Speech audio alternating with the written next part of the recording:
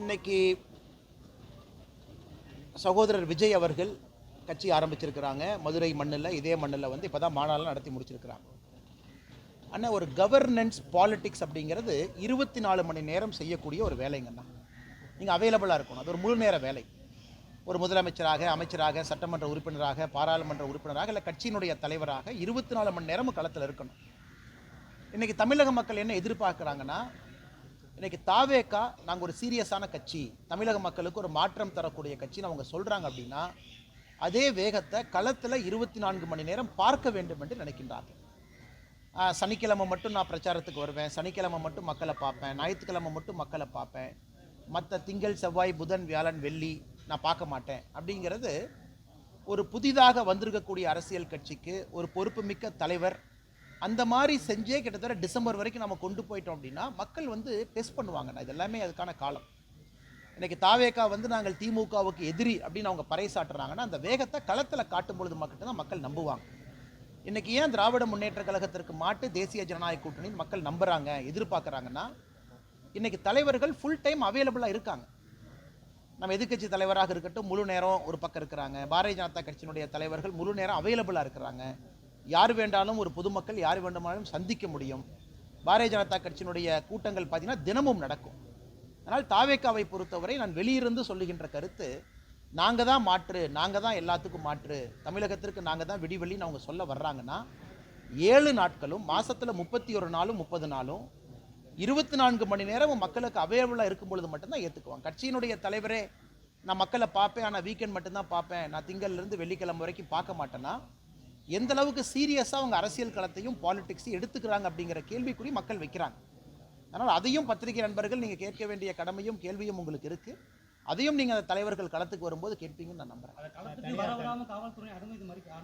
ஆனால் காவல்துறையை பொறுத்தவரை ஏதோ இவங்க மட்டும் காக்கைக்கு பொன் குஞ்சு, நல்ல குஞ்சு, தன் குஞ்சுன்னு சொல்கிற மாதிரி காவல்துறை வந்து தாவேகாவை மட்டும் மறுத்தாங்க. நாங்களும் யாத்திரை செய்திருக்கின்றோம், காவல்துறையை மறுத்தாங்க.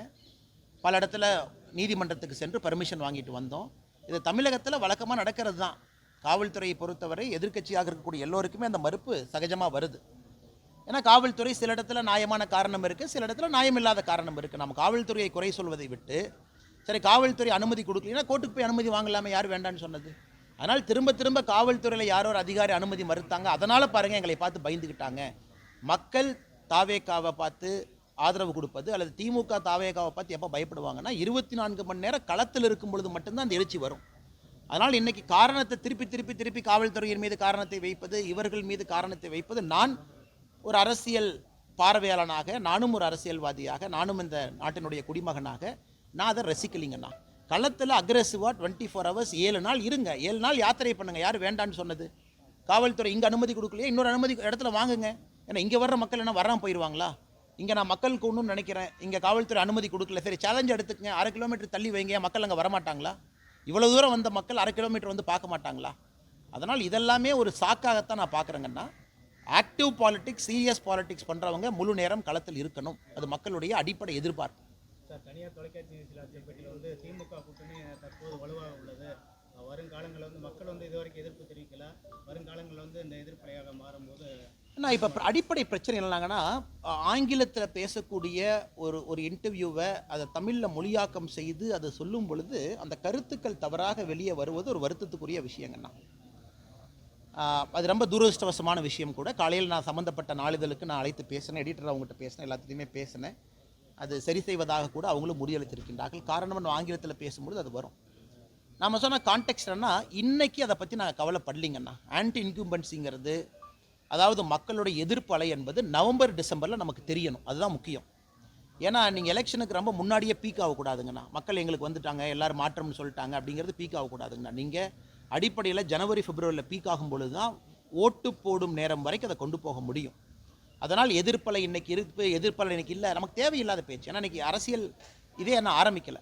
நவம்பர் டிசம்பரில் எதிர்ப்பலையை நாம் பார்க்க வேண்டும் என்பது தான் என்னுடைய கருத்து. வித்தியாசமாக நாம் பார்க்கணும். கூட்டம் கூடணும், பெரிய பெரிய மாநாடு எதிர்க்கட்சிகள் போடும்பொழுது மக்கள் ஆர்வமாக வந்து பங்கேற்கணும். அதுதான் அரசியல் மாற்றத்திற்கான அறிகுறி.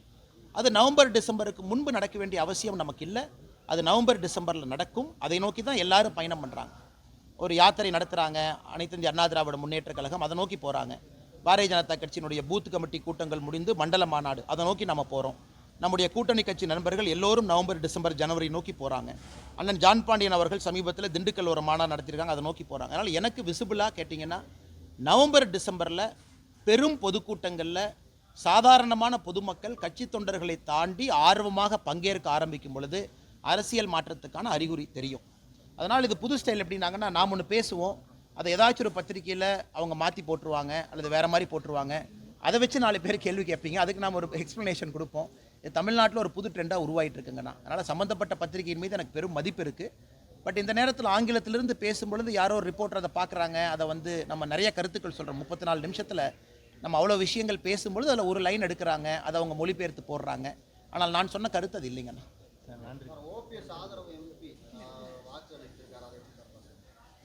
என்ன வாக்களிச்சிருக்காங்கண்ணா? ஆமாங்கண்ணா. அண்ணா அண்ணா அண்ணா அண்ணா அது வந்து எதிர்பார்த்தது தானுங்கண்ணா, அது எதிர்பார்த்தது தானே. அதில் வந்து முதல்ல அவங்க ஆதரவு கொடுத்தது தான், அண்ணன் வரவேற்றது தான். இன்னைக்கு என்டிஏல இல்லை அப்படிங்கிறது இல்லைங்கன்னா, முதல்ல ஆதரவு கொடுத்தாங்க. ஒரு தமிழர் வருவதற்கான ஒரு பெரிய வாய்ப்பு. அதனால் இது எப்பவுமே தொடர்ந்து பார்க்குறதுக்கு முன்பு கூட இல்லை, தொடர்ந்து பார்லிமெண்ட்டில் எப்பவுமே நமக்கு வந்து பாரத பிரதமர் நரேந்திர மோடி ஐயா அவர்களுக்கு ஆதரவாகத்தான் எப்பொழுதுமே ஓபிஎஸ் ஐயா இருந்திருக்கிறாங்க. அவர் சம்பந்தப்பட்ட எம்பிக்கள் இருந்திருக்கிறாங்க, அதில் எந்த மாற்று கருத்தும் இல்லை. இன்னைக்கு நடந்திருப்பதும் அப்படித்தான் நான் பார்க்குறேங்கண்ணா. சரி பார்ப்போமாங்கண்ணா. இந்தாங்கண்ணா. Thank you brother. ஒரு லெமன் கொடுத்துட்டு போகிறேன். Take care. பார்க்கணும் எல்லாத்துக்கும்.